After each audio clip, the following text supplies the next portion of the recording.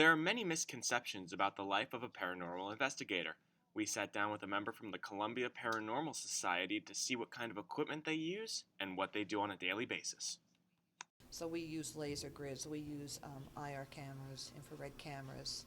We use the infrared camera boosters so that we get an even stronger, response from anything that walks by.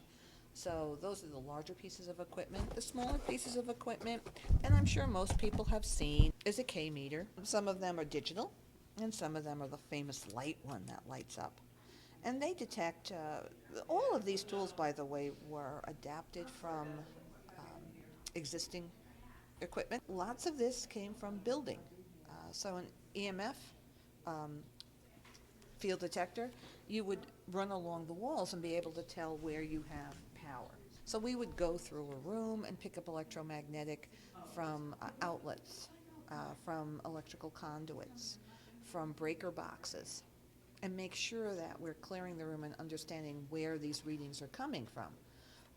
Otherwise, you don't have any kind of a control. You just can't walk in, wave one of these, go, oh, look at that, it's above one, there must be something here. So we use two different types of equipment like this.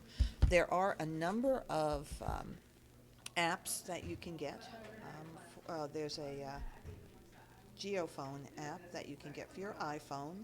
And the geophone is used in science to detect subtle movements and vibrations. Columbia has a lot of what we call fake lore, and that tends to kind of cluster around student stories.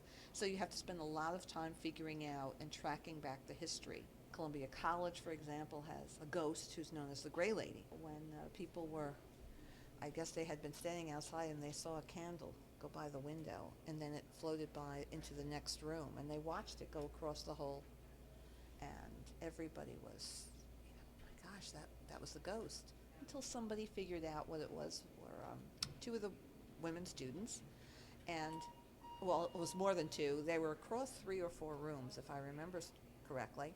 And one would be in the room, and she'd have a candle, and she'd walk by that window and then tap on the wall. And in the next room, she would then walk by that window and tap. So the illusion was that this candle was traveling right through the wall.